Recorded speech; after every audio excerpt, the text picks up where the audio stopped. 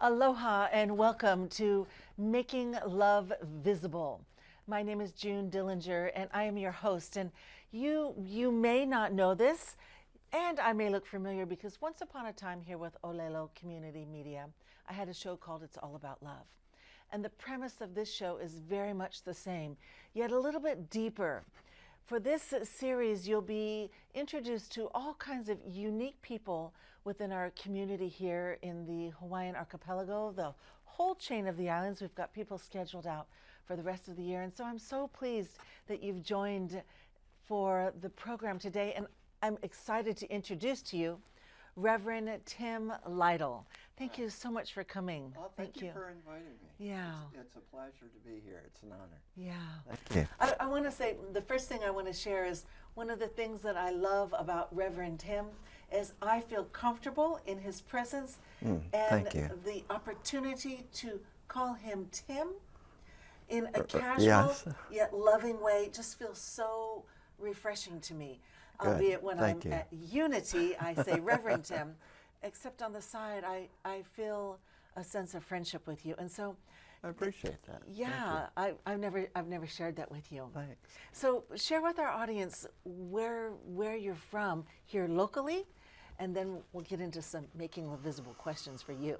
Okay. Well, I grew up in Wichita, Kansas, but then moved here to Hawaii and then to Northern California and back to Hawaii as I recognize this is home for me. This is a place that I'm called to be, and that church is a community that I'm called to be at. And so I'm really grateful to be home here on the islands and live very close to Diamond Head. It's a beautiful thing. As a matter of fact, I noticed that the minister's parking space was open, and then I heard through the grapevine that he was living in my neighborhood and he walks to church. That was so great. Right. I just love that. I just love that. So the reason why I wanted to ask you to come, Tim, is because unity is an animal all of its own, as it's felt like to me. And the combination of how it's come about, for me in particular, and I'll share this story in case you've never heard it. After my father passed away, he was a doctor. A couple of his patients and very good friends of the family who knew me since I was 12 said, "Why don't you come to Unity with us?" I'm like, "What is it?" And they said, "Oh, it's a spiritual group." I'm like, "Oh, I'm not so sure about that." And they're like, I said, "What is it really?" And they said, "It's a church." I'm like, "Nope, I'm not going to church. I'm not doing it." And they said, "Look, we've known you since you were 12. And we loved your father and we trusted him. We're asking you to trust us." And so I went to church. I stood in the back row. And when we sang, we held hands. And when we sang, "Let There Be Peace on Earth," Right. and then "Aloha Oi," I wept. I'm like, Yes, what right. on earth is wrong with me? I just had tears, and they were not the kind that I was expecting. It's just like my tear ducts opened up. And then I found myself sneaking back in Right. because something began to stir for me in the messages and in the kindness. And at first I was like, "Oh no, I can't come to this service. There's too many old people there," and then, with white hair like mine. And then I went to the 11 o'clock because there was a few services, and I'm like, "Oh no, there's too many people. They might see me. They might think I've been born again." And then I found myself in the middle service, and lo and behold, one thing came after another, and I was in. Good. I began to feel a spirit move within me that let me know that there was a co-creation going on. Right.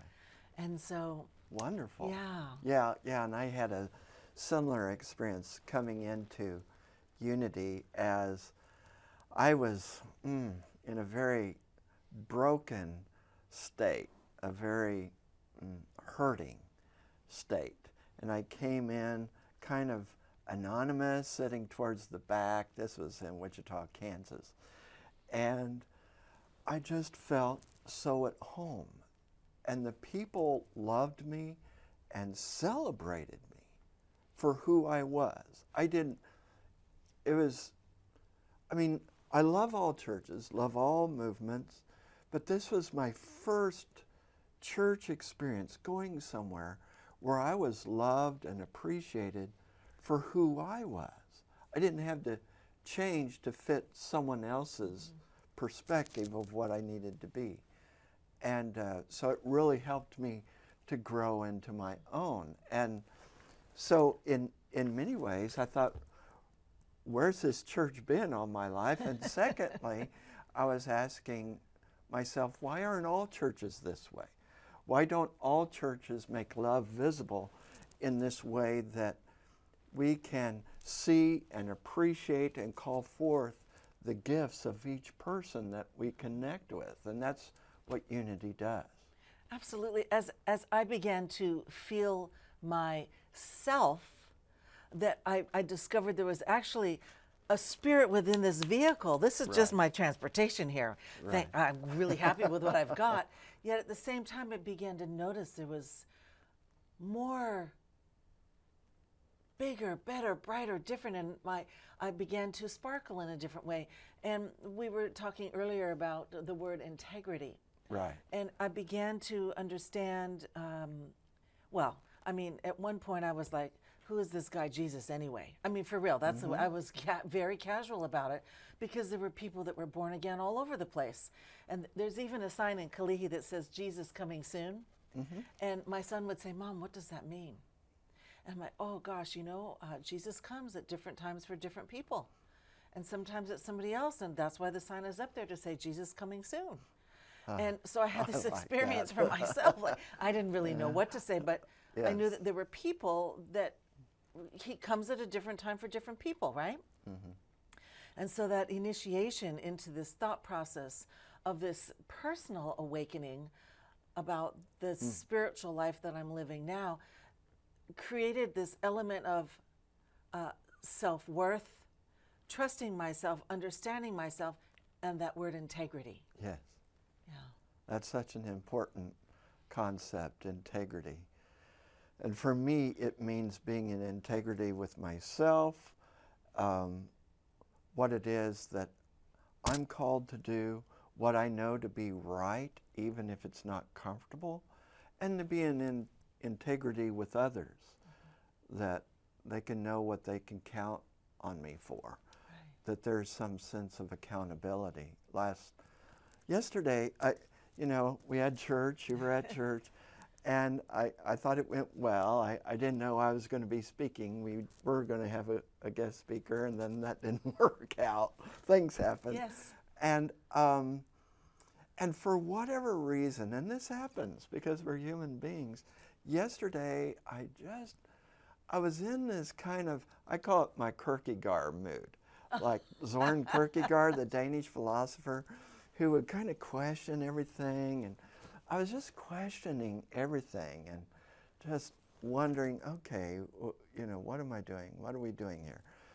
And so I was in this kind of mood, and I let myself be with it because that's part of my integrity with myself.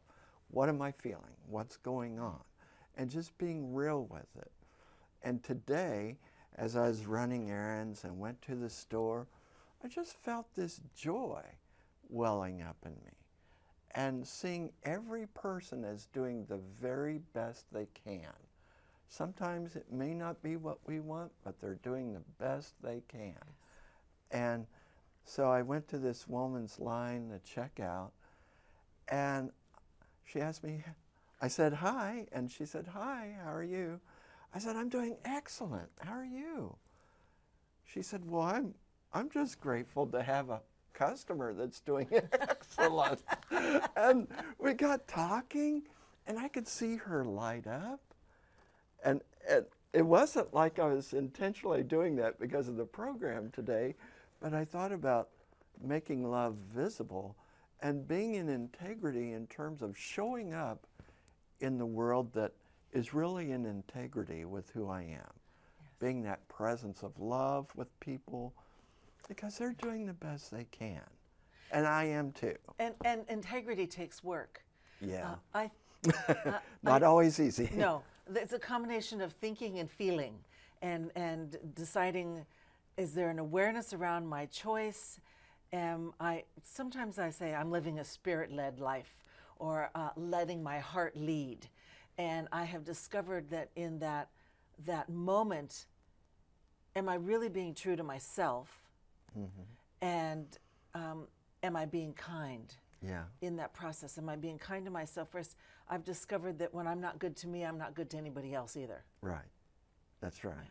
I think that's why Jesus split and went out to the desert to meditate. Absolutely. I think he had to take a break. He needed time yes. alone with God. He needed time away from the crowds. The crowds were pressing in on him all the time. And I can kind of relate to that in a way. You know, I love what I do as a minister. I love connecting with people. I'm an extrovert. I love people. And there's times where I need to replenish myself. We can't give out of an empty bucket. Right. If we're not loving ourselves, if we're not doing what's good for ourselves and taking good care of ourselves, it's going to be very difficult for us to be there for others. Yes. Yeah. So I know you have, maybe this is not the right way to say it, I'm not sure, but you please correct me. You have a blended faith. How does that sound? That sounds good. Would you mind sharing about that? Sure. I just think it's extremely valuable because there's people that are on different sides of the fence, different sides of the Yes. road, and it lends to the broadness of the unity movement with Yes. your blended choice. Right. So thank you for asking. And okay, my particular background, I absolutely love Jesus. Jesus and I are very close. You may wonder what I mean by that. It's like a friendship. Jesus, I can sense Jesus here with me right now. I can sense Jesus with me through the day. We are very close friends. Jesus, for me, is Lord, is guru, is guide, is teacher, is friend. And I'm influenced by other faith traditions, which to me are not contradictory to that, but complementary of that. So Krishna consciousness, I'm very connected to Krishna consciousness. People might say, wait, how can, you can't be both. Well, I see Krishna, God is called by many names. Yes. Krishna, Allah, Jehovah, Yahweh. There's many different names for God. Krishna is a name for God, which means the all-attractive one. And so I have this love connection with Krishna, and I see the life of Jesus. Everything he did was about the Father. Everything he did was about doing the will of his Father. And the works that you see me doing, the Father is doing, you know, and everything he gave glory to the Father. So to me, that is the life of Jesus. Jesus was living the life of servant, the life of making love visible. And that is my goal. So I'm also a Benedictine. I don't know if you know all these. I didn't know that part. I'm a Benedictine in the Catholic Church, obviously not living in a monastery, but I'm a Benedictine oblate, and I'm connected with Conception Abbey in northern Missouri. And so there's a lot of monastic practices such as Lectio Divina, divine reading, where we meditate with scripture and divine readings, also centering prayer. So yeah, and I'm connected with a branch of Sufism, and my Sufi name is Amin. And so, yes, I am influenced by various traditions. I refer to myself as Christian, but I'm also a follower of numerous pathways, and I see them all being complementary because, as I see it, God is one. Yes. And God speaks in multiple ways through various avenues, various people. And every person I meet, now, once in a while I forget it, but I always believe it. Tell us. every person I meet is a human document of God. Every person I meet is a way, sometimes very well disguised, but a way in which God's love is reaching out to me and to this world. So it's important to me to learn how to listen to that human document of God that's speaking to me. That makes me think about things that happen that are tragic and how they show us love, how they show us empathy, how they show us compassion, how we learn about the benefits of deep, real love in those cases, and where we come from ourselves. Right. And sometimes there's plenty of people that I've heard they blame God. Right. Rather than willing to take a look at what is being presented. I remember Reverend Mary Morrissey once said, I like the acronym Good Orderly Design for God. And I thought to myself, good orderly design, there's got to be something more in that. And so when something of terrible catastrophe happens, and it does, it happens all the time, there are people that are able to see what good can come from this. Right. I mean, isn't that Yeah. what your book is my about? book, The Benefit of the X. Yeah, I the mean, benefit of the X. Finding a benefit, finding the good in some of the difficult, tragic, even traumatic Yes. events of life. Yes. For instance, I don't know if you know this about me, I was adopted at birth. I did know that. Yeah. So my father, I was adopted at birth. My father was in a medical school program at Yale. He slipped off an icy road on Christmas Eve and became a paraplegic. He met my mother in the hospital. Long story short, they got married, moved to San Diego. I was adopted at birth. Who knows where I would have been? Right. And I was raised Wow. by an amazing couple. That's and, awesome. And on and on and on. And he and I reflected each other's lives. Even to this day, many people say to me, why don't you do your father's work? I'm like, well, I'm doing my father's work a little bit differently than him, and it's all really good. Right. Yeah, he'd have something to share with me, and I'd say, Dad, I put up my hand, I'm like, I'm full. I can't take any more today. And there was that, he healed many, many people through the work that he did as Right. a physician. Yeah. Right. I mean, so he and you are examples of making something good or seeing something good Yes. in the midst of tragedy and trauma. And we face those things. I mean, there's so much going on in our world today. There's so much pain and so much difficulty. If we can see that God is in some way speaking to us, that there's something for us to learn in all that is going on. Sometimes people talk to me about what's going on in the Middle East, and that really grieves my heart to see what's going on in the Middle East. But it's a call to us. It's a call to all of humanity to learn how to work together, to learn how to listen to one another. We've kind of forgotten, and talking about making love visible, I think one of the most important things we can do for one another is to listen. You sound like my father for a second. He's like, June, would you just slow down and listen? And that's absolutely right. I mean, there's it's nothing like else more valuable, really. Just listen. It's like we've forgotten the art of empathy. We've forgotten the art of deeply listening and really understanding someone from a different perspective, from a different point of view than ours. Absolutely. During the pandemic, I received an email from somebody in Toastmasters asking if anybody knew a coach that was registered through the ICF, or International Coaching Federation. And I thought to myself, what's that? So I went and got a certificate to be, well, I went to a coaching program for 9 months. I Yes. jammed through it to get my ACC so I could become registered.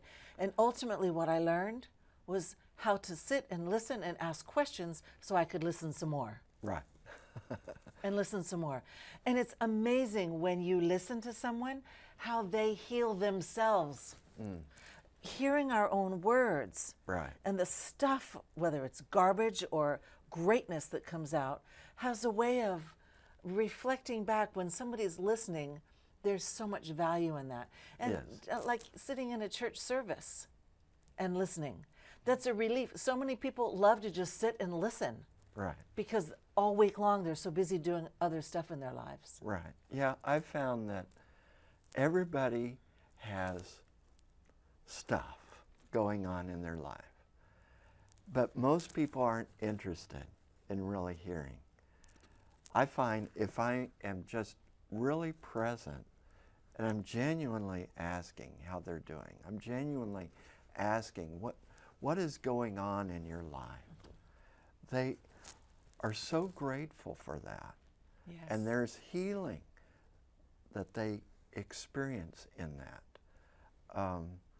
So there's always opportunities to make love visible in our world.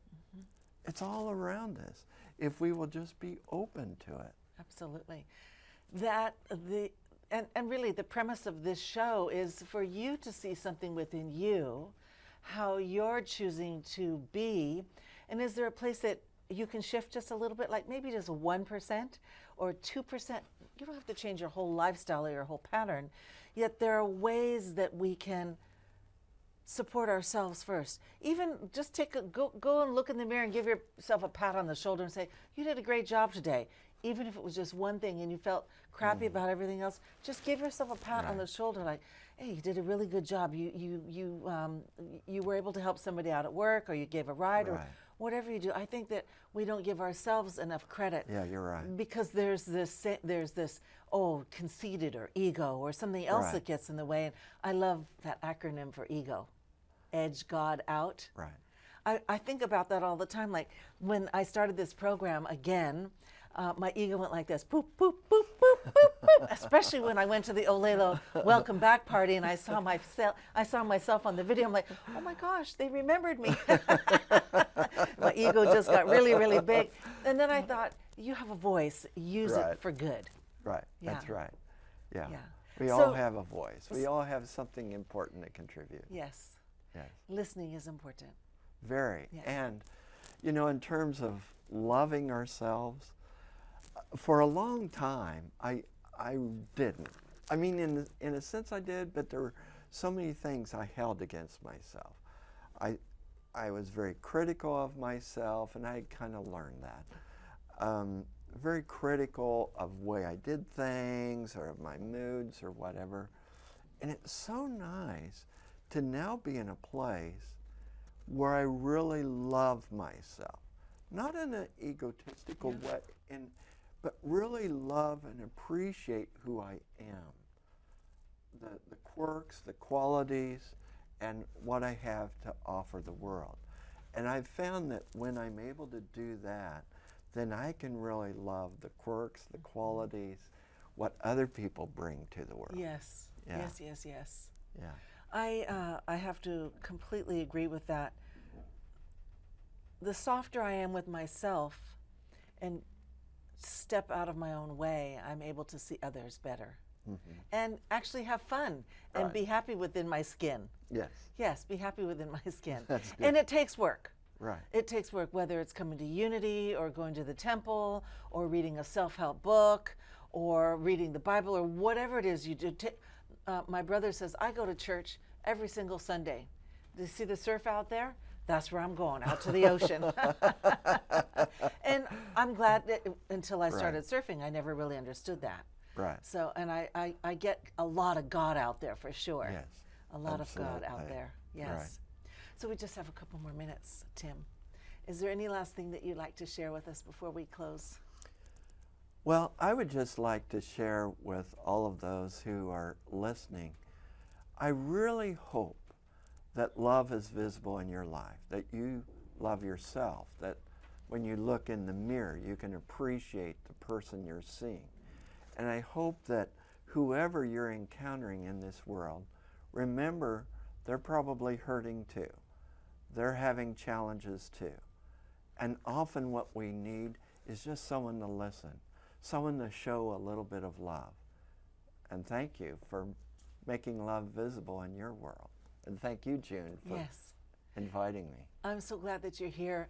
The one thing that I do love about Making Love Visible is it makes me think of aloha and the breath of life, and that's Right. what we breathe every day here. I'm so Yes, grateful. that's Thank you right. very much for Thank being on the you. show today. Thank And you. I'd like to thank all of you for tuning in, and we're going to have another great show. So I welcome you back the next time you're on. Thanks for joining us. Aloha.